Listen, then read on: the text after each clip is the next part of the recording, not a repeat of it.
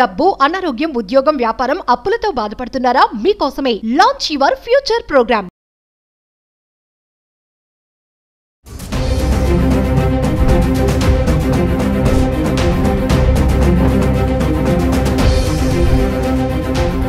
నమస్తే, welcome back to Suman TV. Present మనతో పాటు ఉన్నారు అనలిస్ట్ మందర్ కృష్ణారెడ్డి గారు. నమస్తే సార్. నమస్తే అమ్మ. సార్, బంగారం గురించి మాట్లాడుకుంటే అంటే రోజు మనం ధరలు పెరుగుతున్నాయి తగ్గుతున్నాయని మనం వీడియోలో మాట్లాడుకుంటున్నాం. సో ఈరోజు ఏంటంటే భారతదేశంలో మార్కెట్లో చూసుకుంటే ఈ గోల్డ్ అనేది ప్రైసెస్ ఒక్కొక్క దగ్గర ఒక్కొక్క రేట్స్ ఉంటాయి. అంటే అక్కడ తక్కువ ఉంది కదా, అక్కడికి వెళ్ళి తెచ్చుకోవచ్చు కదా అనే ఆలోచన వస్తుంది, కానీ రానిపోని ఛార్జెస్ అవుతాయి, ఇవన్నీ ఆలోచిస్తుంటారు. కాకపోతే ఏంటంటే ఇక్కడ వ్యత్యాసం అనేది చాలా ఉంటుంది. 1000 నుంచి 10,000 వరకు డిఫరెన్స్ ఉంటుందని చెప్పేసి కొన్ని ఆర్టికల్స్లో చూడడం జరిగింది. అంటే అసలు మామూలుగా చీప్గా ఎక్కడ బంగారం దొరుకుతుంది, ఎక్కడ ఎక్స్పెన్సివ్గా గోల్డ్ ఉంటుంది, అసలు ఒక్కొక్క చోటకి ఈ వ్యత్యాసాలు ఎందుకు ఉంటాయి అంటే ఒకసారి. సహజంగా గోల్డ్ రేటు ప్రపంచవ్యాప్తంగా ఒక ఔన్సుకు ఎంత రేటు ఉంటుందో, ఔన్స్ అంటే 31 గ్రాములు, ఒక 31 గ్రాములకి ఎంత రేటు ఉంటుందో ఆ రేటును బట్టి ప్రపంచానికంతా ఒక రేటు డిసైడ్ చేసి చెప్తారు. కానీ మరి అది కూడా ఒక కంట్రీలో చాలా తక్కువ ఉంటుంది, ఇంకో కంట్రీకి వెళ్ళే వరకు ఎక్కువ ఉంటుందంటే అక్కడి పన్ను విధానాలను బట్టి ఒకే రేటు డిసైడ్ అవుతుంది. అది బేసిక్ రేట్. ఆ బేసిక్ రేటు మీద ఏమేమి కలుస్తాయి?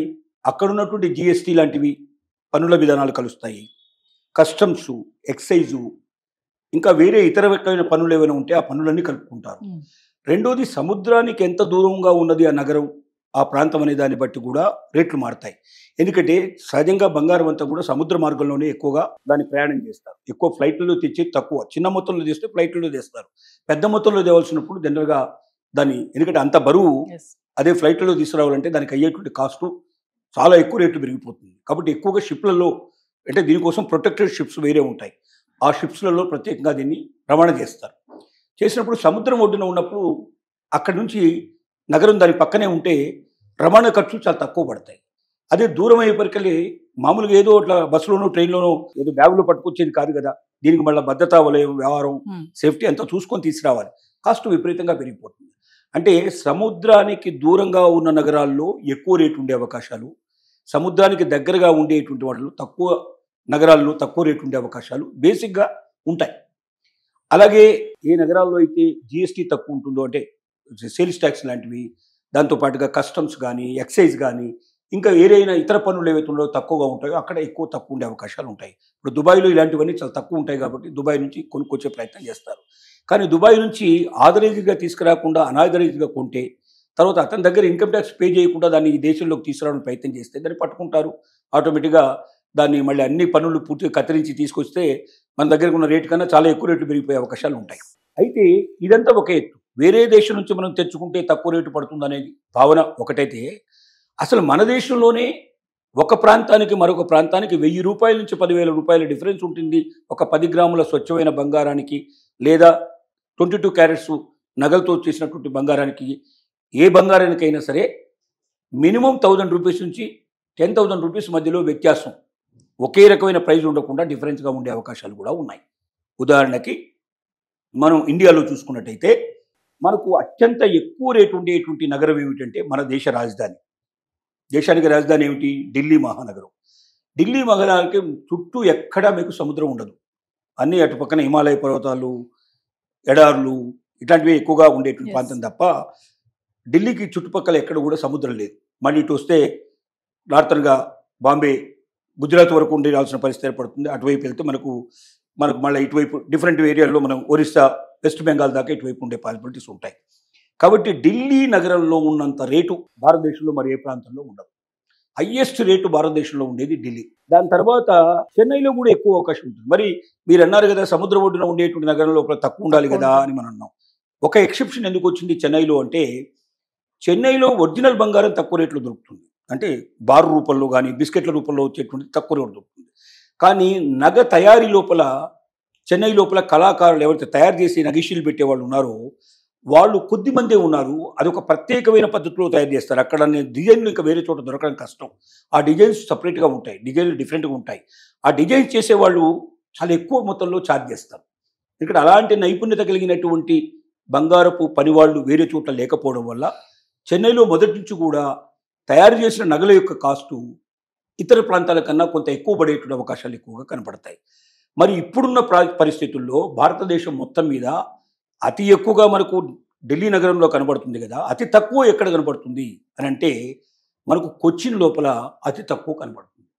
కొచ్చిన్ రేటుకిను ఢిల్లీ రేటుకు మధ్యలో డిఫరెన్స్ చూస్తే ఒక్కోసారి 1000 రూపాయల నుంచి మొదలు పెడితే 10,000 రూపాయల దాకా డిఫరెన్స్ కనబడుతుంది. మ్యాక్సిమం కనబడే అవకాశాలు ఎక్కువగా ఉంటాయి.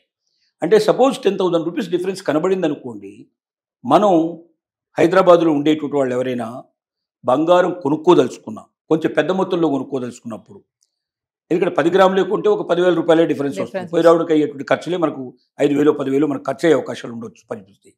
అలా కాకుండా ఒకేసారి ఒక 10 తులాలు 20 తులాలు పెద్ద ఎత్తున మనం కొనాలనుకుంటే మనకు హైదరాబాద్ టు కొచ్చిన్ ప్రయాణం చేయడం ఫ్లైట్లో పోవచ్చు, లేకపోతే మన ట్రైన్లో కూడా పోవచ్చు. ట్రైన్లో పోయి వస్తే 5,000 రూపాయల్లో పోయి రావడానికి అవకాశం ఉంటుంది. 4,000 5,000 కన్నా ఎక్కువ కాస్ట్ కాదు మనకు. టోటల్గా అన్ని ఖర్చులు కలుపుకుంటే కూడా 5,000 రూపాయలు ఖర్చు పెట్టాలనుకోండి. ఒక 10 తులాల బంగారం ఒకేసారి తీసుకున్నాం, తులానికి 10,000 రూపాయలు డిఫరెన్స్ వచ్చింది అనుకోండి, 10 తులాలకు 1,00,000 రూపాయలు డిఫరెన్స్ వచ్చింది. దాంట్లో 5,000 రూపాయలు ఖర్చు అయింది, 95,000 రూపాయలు మిగిలింది. ఒక్క రోజు వ్యాపారం మీద మనకు 95,000 రూపాయలు మిగిలితే ఒక సంవత్సరానికి ఎంత మిగులుతుంది, ఒక నెలకి ఎంత మిగులుతుంది వాళ్ళు లెక్కేసుకుంటే, నెలకు 95,000, దాంట్లో ఇంకో 5,000 రూపాయల ఖర్చులు ఏమైనా తీసేసినా కూడా మనకు 90,000 మిగిలితే దాదాపు 25 లక్షల రూపాయల వ్యాపారం ప్రతి నెల సంపాదన లాభమే మనకు 25 లక్షలు సంపాదించుకోండి. 20-25 lakhs ఎక్కడ దొరుకుతుంది అసలు, దేంట్లో దొరుకుతుంది మనకు? బ్రహ్మాండమైన వ్యాపారం ఇది. మహిళల్లో చాలామంది చీరల వ్యాపారం, బంగారు వ్యాపారం ఇట్లా చేసేవాళ్ళు చాలామంది ఉంటారు. దుబాయ్కి వెళ్ళి దొంగతనంగా తెచ్చుకునే ప్రయత్నం చేస్తారు చాలామంది. దీనికోసమే ఒక వీసా సంపాదించుకొని దీనికోసం వెళ్ళి ఇలా ఫ్లైట్లో వెళ్తారు, అలా వెనక్కి వస్తారు. అలా ఎంతోమంది మనం చూసాం. దొంగతనంగా లోపలికి మింగేసేసి లేకపోతే ఇంకెక్కడో రహస్య ప్రదేశాల్లో పెట్టుకొని ఎవడు పట్టుకుంటాడని బిక్కుమంటూ ప్రయాణం చేసుకుంటూ దొంగ బతుకు బతికేదానికన్నా ఆదరేజుడుగా వెళ్ళి వచ్చిన ఒకటే కాదు, మనం చెక్ చేసుకుంటూ ఉండాలి. ఒక్కోసారి వేరే ప్రాంతాల్లో కూడా తక్కువ పడే అవకాశం ఉంది. కారణం ఏంటంటే ఒక్క జిఎస్టీయే కాకుండా కస్టమ్స్ ఉంటాయి, ఎక్సైజ్ ఉంటాయి, ఇట్లాంటి కొన్ని పన్నులు ఉంటాయి. ఇవి ఏ రాష్ట్రానికి ఆ రాష్ట్రం డిసైడ్ చేసుకుంటాయి. ఒక్కొక్కసారి ఒక్కో రాష్ట్రంలో ఎక్కువసారి ఉండొచ్చు, ఒక్కొక్కసారి తగ్గించవచ్చు వాళ్ళు.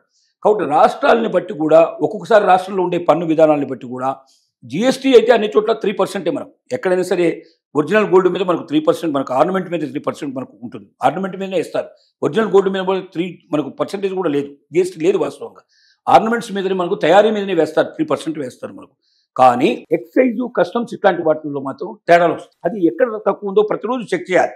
ప్రతిరోజు అన్ని నగరాలకు సంబంధించింది ఒకసారి మనం చెక్ చేసుకుంటూ పోతే డెఫినెట్గా 1000 నుంచి మొదలు పెడితే 10,000 రూపాయల డిఫరెన్స్ కనబడుతుంది.